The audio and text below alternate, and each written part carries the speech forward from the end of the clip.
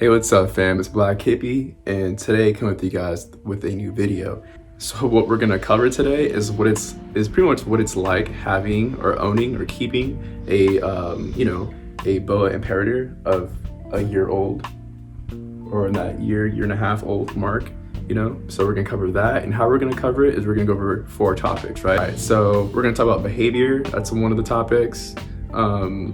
And what I mean by behavior is, are they more aggressive? Are they not at the age of a year old? The second topic is the husbandry and how difficult or easy it is to keep or upkeep their husbandry like a year, into the process. Is it different from when they're babies? The third topic we're gonna cover is diet. So pretty much like I'm gonna share with you guys currently what I'm feeding her and how often I'm feeding her. The fourth topic is size. We're gonna pretty much break down how big she is and how big she's gotten, or how big she was when I first got her versus today, right? So a year later. Yeah, and then at the end of that, we're gonna feed Kiki here, and then we're also gonna feed my jungle boa imperator. He's a boy, and he's a little under a year, but we're gonna feed both of them today. So if you're interested, tap in. Our first topic is, like I said before, behavior, right? And so to be honest with you, with her, behavior wise, she hasn't changed at all. When I first got her, she was really chill. Surprisingly, a lot of people said, BCIs as babies are very nippy. And to be honest, I've never seen her like that ever. So, so none of my boas really had any behavioral issues, but I would say, a year, her being a year old, she is like even more chill, if that makes any sense. Like my first got her, I felt like she was a little bit like head shy, so if like my hand actually like touched her head, she would be, a little jumpy. Sometimes she can be like that a little bit if I just take her out of your enclosure and she's just kind of getting used to stuff. She can be like that, a little head shy, but she gets over it really quickly. And she handles very well. Like she's just, she handles really well, like I was saying. Just a great snake. Behavior wise, like I said, I'll take her out of her enclosure. I handle her pretty much like almost every day, as long as she hasn't eaten. And if it's like a feeding day, like today, I'll handle her, but I'll wait 2 hours later, right? So, when I do the feeding, we're gonna do it probably about two and a half hours from now. So yeah, I like to give them that time. So behavior wise, like she's great. Like I honestly have no complaints.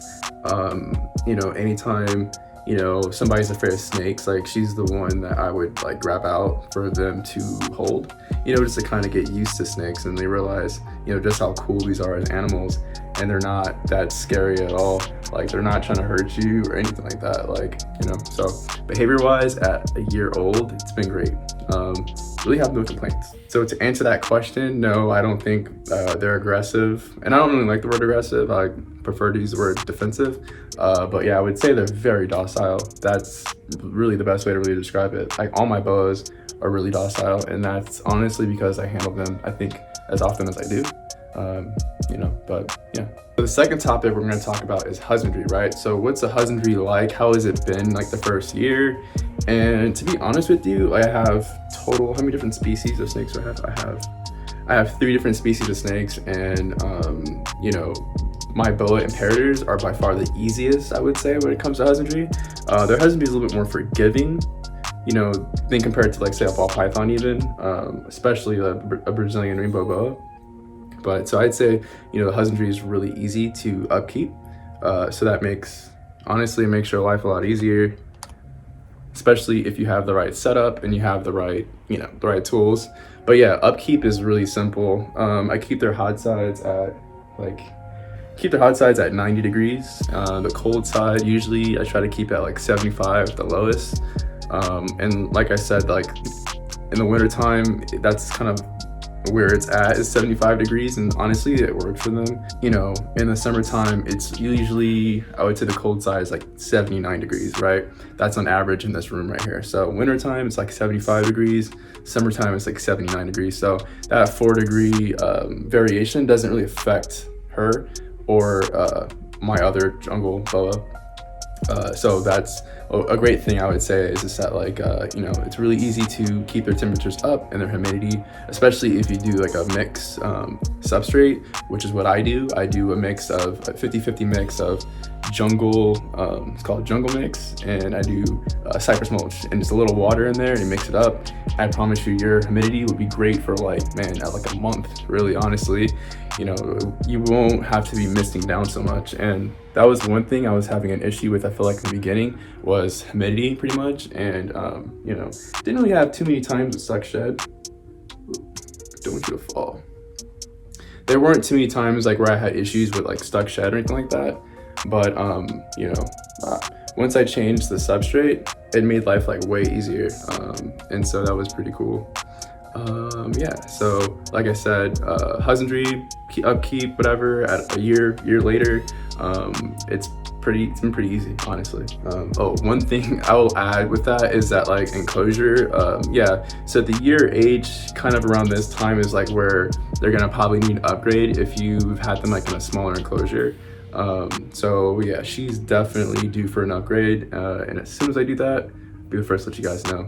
But yeah, so right now she's doing fine in her enclosure, so it's not like it has to be done tomorrow per se, but it is something I'm working on currently. So yeah, the third topic we're going to talk about is diet, right? So it's like what I'm feeding them and how often I'm feeding them, are pretty much like my boas. And so with my boas, I feed them like every, I would say like 7 to 10 days, usually more than 7. Actually, I lied. Now I used to feed them every 7 days. Now I feed them, now that they're at that year mark, I feed them like, I would say between 10 to 14 days. I mix it up. Sometimes I'll do 10 days, sometimes I'll do 14 days, sometimes I'll even do 16 days, it just depends. And yeah, like it's been really well for them. It works well for them on that feeding schedule or cycle. I also feed them large mice, frozen thaw. Frozen thaw is the way to go.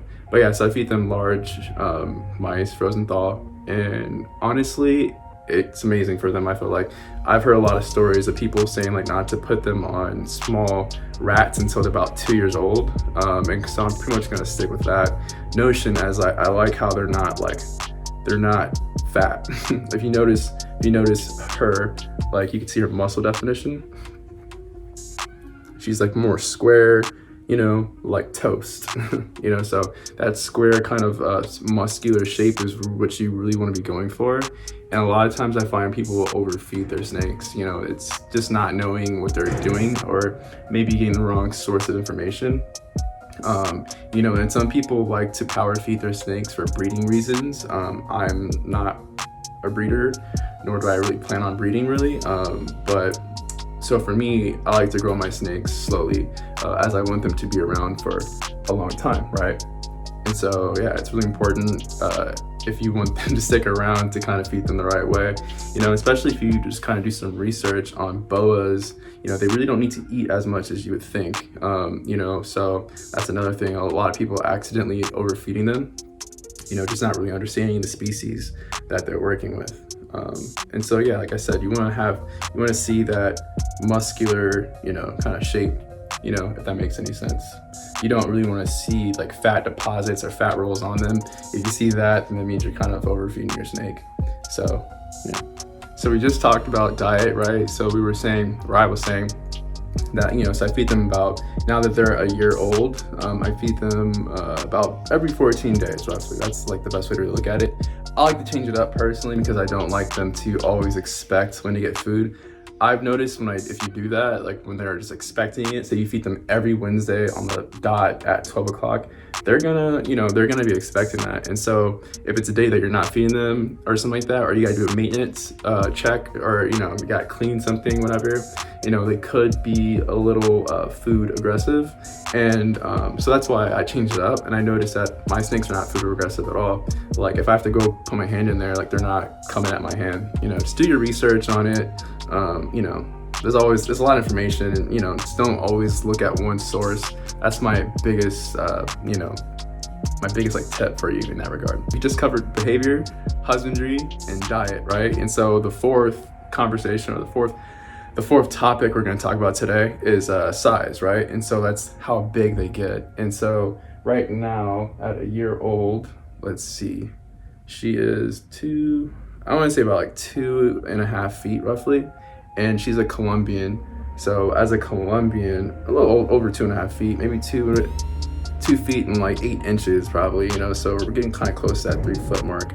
And it's only been a year, right? So, you know, like I said, you know, I'm growing them really slow, and already just at this age, she's at like a little over 2.5 feet. And so that's not that big, honestly, like to be quite real with you. And it's really easy to manage her, you know, and yeah, so I would say at a year old, the experience overall has been awesome. I love boas. Boas are by far my favorite snakes, my favorite species of snake. I feel like they're like so easy to take care of, and they're adventurous, they're docile, and so if you're looking to get a snake, I highly recommend these. You know, get a baby, right? So get a baby and then grow with it, grow it slowly, but grow with it. And you know, it's such a rewarding experience, I would say. Yeah, it's been really awesome. And you get to see their colors change, like I was showing you guys a little bit previously earlier, or I guess I'll show that now. Cool. So you can kind of see, you know, her like yellow, orange colors kind of coming more in. And then on her head, if she'll let me, if I can show you near the head, yeah. So you can kind of see, like, you know, on the side of her head, she has like that pink, you know, cool curling kind of look going. Yeah, she's gorgeous. There you go. So that's what I'm saying, like the coralling that's like on the side right here. Like before, you didn't see that, like that orange, like you didn't really see that before when she was a little baby. But you can see it a lot more now, especially towards her head, which is kind of cool.